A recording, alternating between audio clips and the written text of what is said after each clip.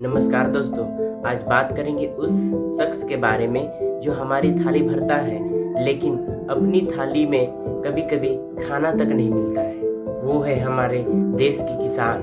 राजनीतिक चुनाव आते हैं, भाषण होते हैं, बड़े बड़े वादे होते हैं, फिर चुनाव खत्म होने के बाद खेत फिर अकेला हो जाता है। किसानों की तरफ से नेताओं से सीधे सवाल पूछेंगे, हमें वादा नहीं सवाल चाहिए। सबसे पहले सवाल, एमएसपी का वादा कब पूरा होगा? हर चुनाव में कहा जाता है कि किसानों की फसल की उनकी सही दाम अवश्य मिलेगी, लेकिन जब किसान उस फसल को बेचते हैं तो औने पौने दाम तक नहीं मिलता है। नेताओं से सीधे सवाल, एमएसपी क्या एक जुमला है या सच्चाई में लागू करने की हिम्मत है?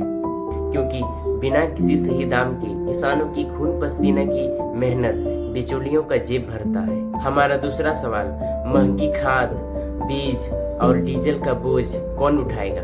खाद्य का दाम बढ़ता है, डीजल महंगा होता है, बिजली का बिल बढ़ता है, लेकिन जब किसानों की फसल बाजार में आती है तो दाम क्यों गिर जाता है? क्या आप एक सीजन खुद खेती करेंगे?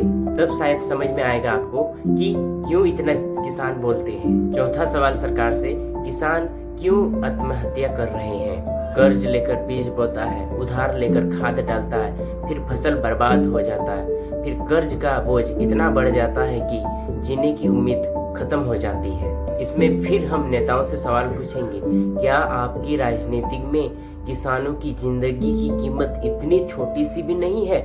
पांचवा यह है, जब तक मंडियों में बिचौलियों को जब हटाया नहीं जाएगा तब तक किसानों का कोई मुनाफा नहीं होगा, क्योंकि जब किसान अपनी फसल को बेचता है तो बिचौलियां उस फसल को कम कीमत में लेते हैं और बिचौलियां ज्यादा कीमत में बेचती हैं। किसान वोट बैंक नहीं, वो देश की रीढ़ है।